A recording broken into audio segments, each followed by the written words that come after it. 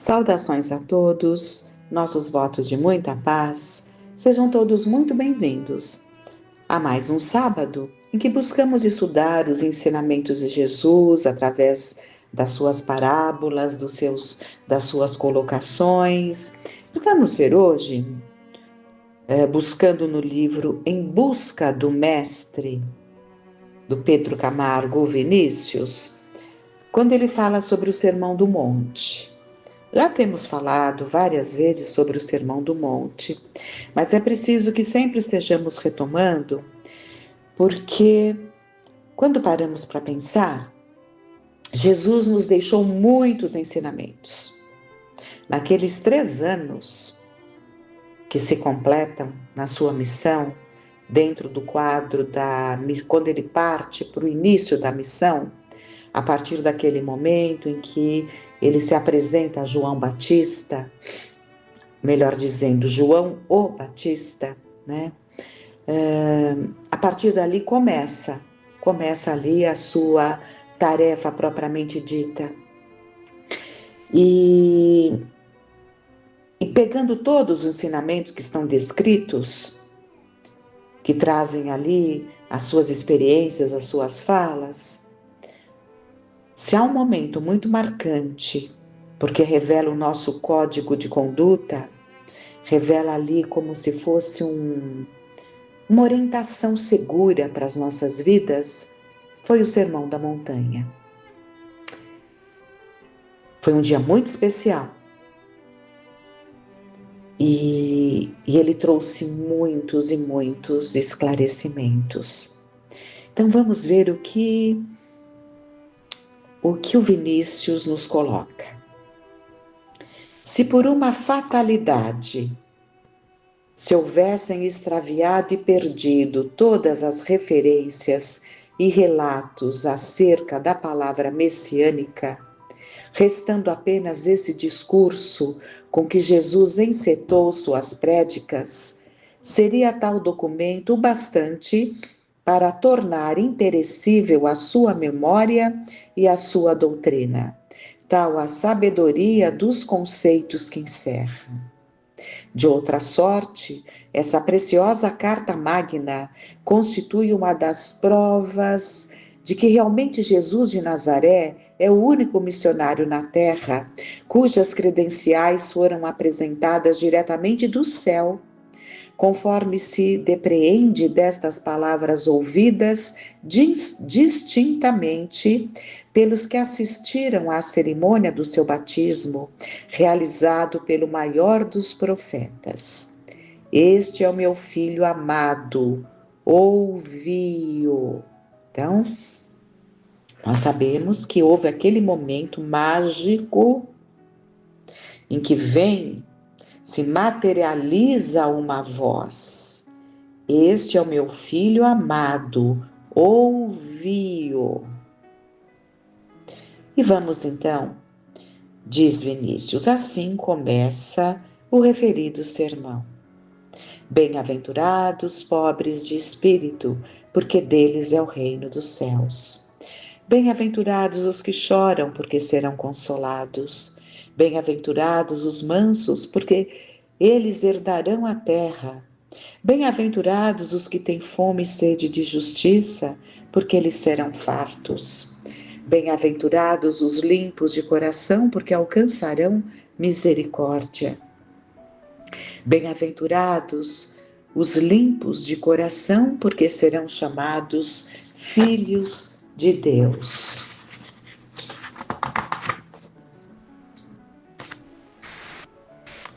Porque serão chamados filhos de Deus. Bem-aventurados os que sofrem perseguição por causa da justiça, porque deles é o reino dos céus. Bem-aventurados os pacificadores, porque eles serão chamados filhos de Deus. Bem-aventurados sois vós, quando vos injuriarem e perseguirem, e mentindo disserem todo o mal contra vós por minha causa. Exultai e alegrai-vos, porque é grande o vosso galardão nos céus, porque assim perseguiram os profetas que foram antes de vós. E quem nos traz essa passagem é Mateus, né? Nós sabemos que o Sermão das Bem-aventuranças estão no livro, na parte, né, trazida ali por Mateus, que é o primeiro evangelho, do capítulo 5º ao 7º. Essa riqueza, então, está inserida do capítulo 5º ao 7º. É digno de meditação o mestre prescrever o culto da humildade de modo tão enfático, dando a essa virtude importância capital. Então, é digno de meditação o mestre prescrever o culto da humildade de modo tão enfático. Então, vamos refletindo. No seu primeiro contato com o povo, iniciando a série de prédicas e instruções com que o instruiu, foram esses os seus dizeres iniciais. Bem-aventurados os pobres de espírito, porque deles é o reino dos céus. Há tradutores que empregam a expressão humildes de espírito. Então, bem-aventurados os humildes de espírito, que até entende-se como bem apropriada, né? Porque nem todos entendem o que é esse pobre de espírito. Por que o pobre de espírito é bem-aventurado, né? No nosso entendimento, às vezes não alcançamos o que Jesus quis dizer. Pobre, para nós, tem uma conotação de falta, né? E então podemos não entender num primeiro momento. Já na tradução humildes de espírito, ficaria muito mais claro. Mas o Vinícius continua. Seja, porém, esta ou aquela, o sentido é o mesmo. Ele se refere aos indivíduos despidos de vaidade. Então nós temos que alcançar, ele nos ensinou que não podemos nos prender à letra, mas ao espírito, ou seja, o significado, a conotação daquelas palavras trazidas por ele. E não ficarmos presos à letra, ou seja, é muita falta de entendimento quando lemos um texto de forma literal. Uma pessoa preparada, bem instruída no sentido do conhecimento da língua, quando domina a língua, ela entende as nuances da linguagem, com as suas linguagens figuradas. Entender ao pé da letra ainda é uma forma infantilizada de interpretar um texto. Então, é aquela conotação que é dada, né, sem entender exatamente por que aquela palavra foi usada e o que ela quer dizer naquele contexto. Então, ele se refere aos indivíduos despidos de vaidade, de presunção, petulância ou qualquer outra modalidade em que se desdobra o amor próprio exagerado. Reporta-se ainda ao apego do ego, essa concentração sobre si mesmo, julgando-se superior, maior e melhor que outrem, seu egocentrismo fazendo girar em torno de sua pessoa todas as considerações e julgamentos, tal como outrora imaginou Ptolomeu acerca da Terra, considerando o orbe terráqueo como o centro do universo, de modo que tudo quanto existia em função da Terra e por causa da Terra. Então nós não podemos ser os Ptolomeus da vida, que não tinha ainda os telescópios para compreender, né, que não éramos o centro de todas as coisas, né, mas agimos assim, como se fôssemos o centro de tudo. Esse é o egocentrismo na sua maior extensão, quando achamos que tudo gira em torno de nós. A humildade É o sentimento que se opõe ao culto da egolatria. Então, qual que é o sentimento que está do outro de lá, do lado de lá? Em posição contrária a essa vaidade, a esse orgulho? A humildade. A humildade é o sentimento que se opõe ao culto da egolatria, a que o homem possa entregar-se. Aquela virtude devidamente cultivada modifica o conceito errôneo e prejudicial que o indivíduo faz de si mesmo, levando a compreender que ele é igual a todos os demais, que não constitui um ser privilegiado, mas uma célula da sociedade da qual faz parte, que as diferenças sob qualquer aspecto apresentam graus evolutivos conquistados, ou então provas e experiências pelas quais os homens ocasionalmente estão passando.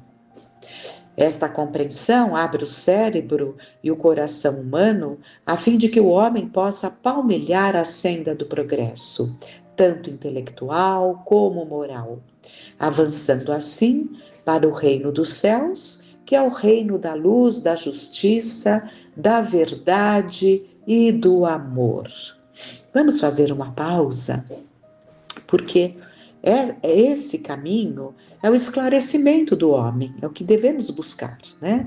Esse conhecimento de que não somos o centro do universo, de que estamos aqui palmilhando como uma célula tanto quanto os demais, e que não existem privilégios e sim conquistas pelo trabalho abençoado, pela luta contra as nossas inferioridades, e isso nos vai se revertendo em benefícios, trazendo um contentamento íntimo, uma forma de ser que não faz com que não soframos tanto com invejas, né, com ciúmes, na medida em que vamos ali desenvolvendo a nossa compreensão. Então, evidentemente que tudo isso é a nossa caminhada, mas nem sempre já no lar, especialmente nos tempos atuais, se encontra um ambiente favorável para isso. Normalmente, sabe Deus por quê? Eu entendo até como a culpa, né, das mães que agora que não têm mais a possibilidade, muitas vezes nem que desejassem, não possuem mais a possibilidade de uma dedicação mais assim intensa junto aos filhos, e essa culpa fez com que os pais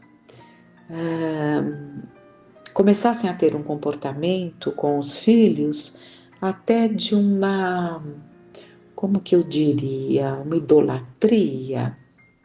O fato é que os filhos acabam se transformando no reizinho, é o príncipe e a princesa da casa, ou o rei e a rainha da casa. Normalmente acho que é mais isso, porque eles que ditam as ordens, eles que são excessivamente elogiados, porque aprendemos. Dizem que os pais não elogiavam, né?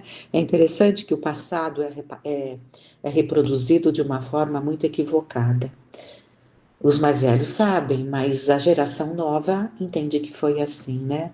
Então dizem que os pais não elogiavam, então agora é a terapia do elogio. Estamos vendo, né? O elogio, uma coisa é o incentivo, outra coisa são os elogios descabidos, apenas para agradar a criança. E ela vai acumulando elogios e acreditando de que tudo que ela faz é digno de aplauso. Mas o tempo vai passando. Já na escola, ela vai começar a lidar com as situações e vai ver que não é bem assim. Ela vai se deparar com as suas dificuldades. Ela vai perceber que ela tem um ritmo e há um coleguinha que tem um ritmo mais lento que o dela, mas há outros que têm um ritmo bem mais rápido que o dela. E tudo isso faz parte da formação da nossa personalidade. E é natural que assim seja, porque desta forma nós vamos moldando, trabalhando o nosso ego e entendendo que não somos o centro do universo. Mas, voltando à ideia, quantas vezes é no próprio lar que se faculta essa sensação de que somos os reis. Mas continuemos. A humildade, cumpre notar, é a panágio que distingue os grandes, os fortes e iluminados. Óbvio, porque a humildade é a virtude mais difícil de ser conseguida. Então, essas ideias absurdas de que eu sou humilde, esqueçam. Só pensarmos eu sou humilde já não está sendo humilde. O humilde nem sabe que é humilde. O verdadeiro humilde nem sabe que é humilde, porque já está num patamar que sente ainda que precisa muito mais, né? E nós aqui achamos que já estamos bastante preparados, né? Então, a humildade, cumpre notar, é a panágio que distingue os grandes, os fortes e iluminados, pois aqueles que chegaram a tais condições são os que palmilharam o roteiro traçado pela excelsa virtude, porque em tal importa o segredo da ascensão das almas. Por isso, o sábio educador da Galileia focalizou esse tema, ensinando-o e o exemplificando de vários modos. O seu nascimento no estábulo de Belém, tendo por berço a manjedoura ali então em desuso. A gente sabe que a manjedoura é aquele recipiente para dar alimento para os animais, né? Então havia uma ali em desuso, essa que foi usada como bercinho para Jesus. Então, o seu nascimento no estábulo de Belém, tendo por berço a manjedoura ali então em desuso, sua convivência com os párias, miseráveis, doentes, estropiados. Então Jesus nos ensinou o tempo todo a estarmos junto. É muito fácil nós, para cá do vidro, falarmos uma série de coisas maravilhosas, ressaltando o trabalho, ressaltando a importância de levantar os fracos, assistir aos necessitados, mas falando de longe. Vamos refletindo, porque Jesus ensinou o tempo todo. Então ele estava entre os miseráveis, doentes, estropiados. A atitude de servo que assumiu, cingindo-se com toalha e lavando os pés de seus discípulos, e finalmente sucumbindo justiçado no madeiro infamante, ladeado por ladrões, constituem preceitos edificantes de humildade apresentados pela forma mais eloquente, que é a do exemplo. Se meditarmos sobre as demais bem-aventuranças que se seguem à primeira, verificamos que se acham todas elas na dependência daquela. Porque a primeira bem-aventurança que Jesus trouxe, vamos gravar bem na mente: bem-aventurados os pobres de espírito, porque deles é o reino dos céus. Ou, em outra tradução, bem-aventurados os humildes de espírito, porque deles é o reino dos céus. Então, todas as outras que se seguem, Vinícius está nos alertando que elas se acham todas na dependência desta primeira.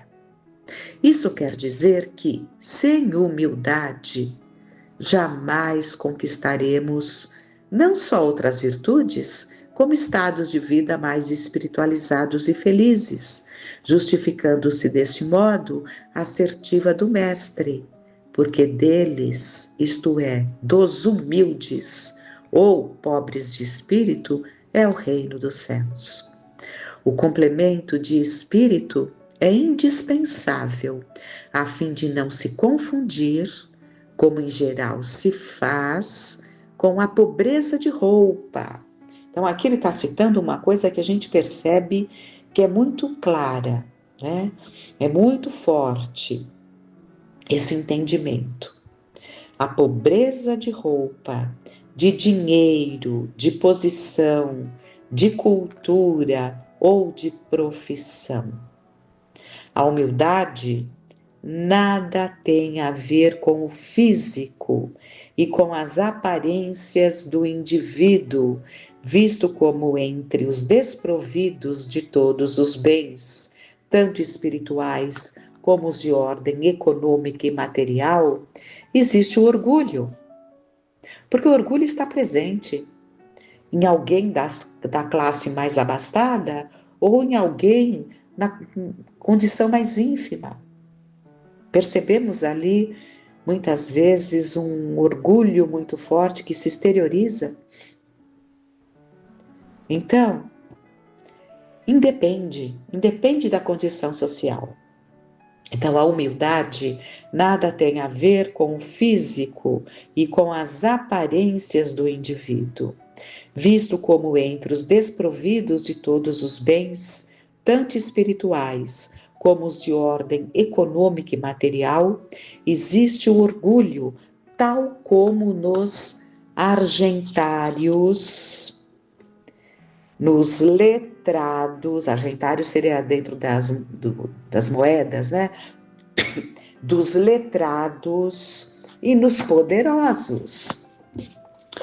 Então, tanto naqueles mais de condição mais difícil, o orgulho pode estar tão presente quanto naqueles mais favorecidos. Alguém disse com muita propriedade que só os humildes entendem Jesus. É absolutamente verdadeiro esse conceito. Os fatos o confirmam em todos os tempos. Então vamos parar um pouco para refletirmos em relação a esse entendimento equivocado de que muitos se iludem achando: eu sou humilde porque eu vivo com pouco. Vamos analisar? O nosso propósito é esmiuçar essa doutrina esclarecedora.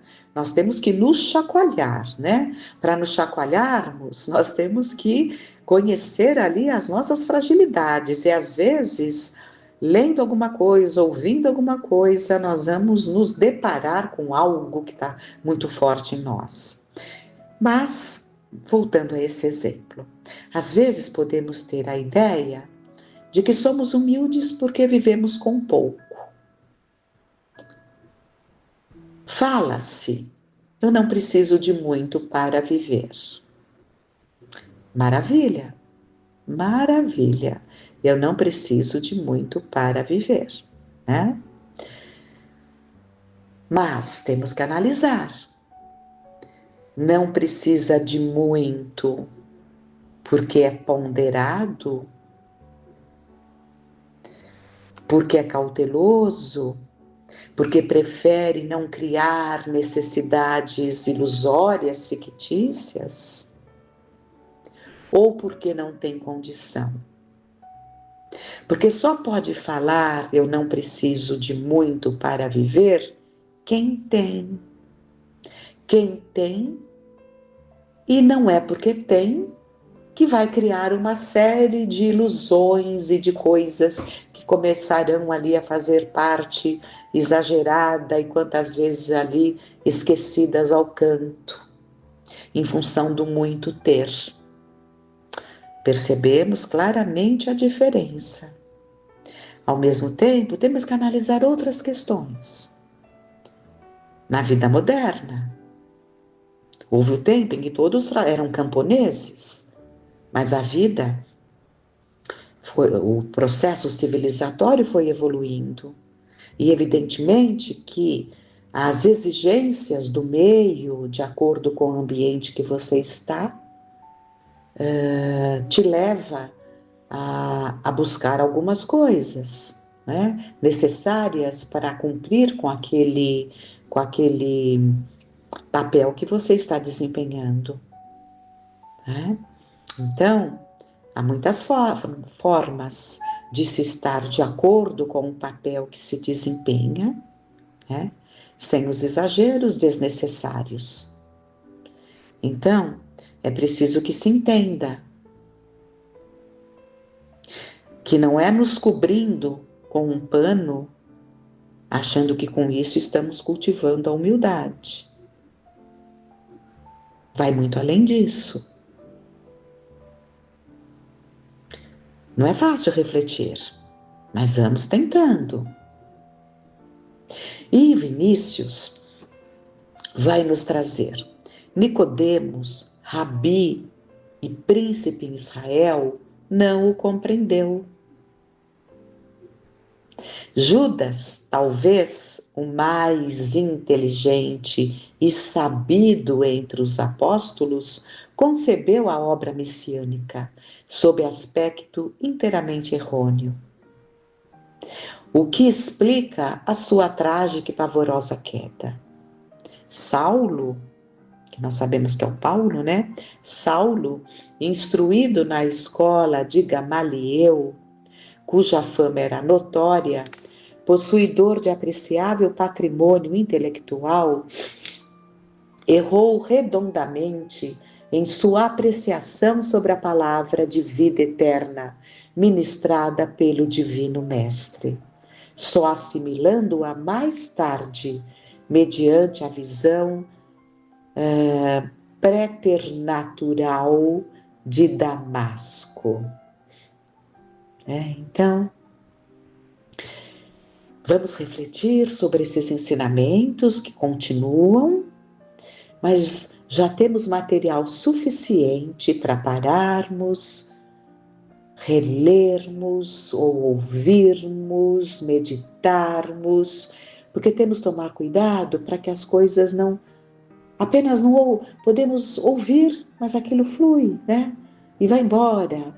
Nós temos que parar em alguns pontos, ouvir mais de uma vez ou ler mais de uma vez buscando os textos.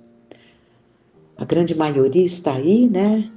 Então, é preciso que nos conscientizemos dessa necessidade primordial de entendermos que a nossa tarefa é alcançar a humildade, lembrando ali a primeira sentença, o primeiro ensinamento das bem-aventuranças, as outras são consequências. Vamos pedir muito a Deus, a Jesus, que nos ilumine nesses tempos que se iniciam, né? Estamos aí, é sempre, os dias vão passando e vamos pensando, vamos nos colocar mais em condições, né? Aquele ensinamento que temos que servir, é o prazer de servir. O prazer de servir. Há poucos dias ouvi alguém dizendo que entendeu finalmente o que significa sentir prazer em pôr uma mesa. Numa das lições dadas, dissemos que colocar uma mesa para servir a família deve gerar prazer. Há muitos anos esse entendimento nos acompanha. E interessante que houve um despertar para alguém que lá atrás não entendeu isso, né? Não entendeu exatamente o que isso significa. Mas houve um sentimento, num determinado momento, há dias, que sentiu exatamente esse prazer. Então é o prazer de servir. Isso não é escravização, isso é amor. Os cuidados necessários para que tudo fique harmonioso, para que colabore até para uma organização mental ali de todos, não é? Porque num ambiente muito, muito complicado fica difícil, mas sempre aquela alma feminina, especialmente, não só, mas a alma feminina tem o toque. O toque é uma conquista, né? É uma conquista que essa alma feminina vai carregando no decorrer das encarnações. E é esse prazer de servir. Eu acho que a ordem para nós, então, e está de mãos dadas com a humildade, não? É servir. É buscar o ensinamento de Jesus. Não vim para ser servido, mas para servir. Que fiquemos em paz.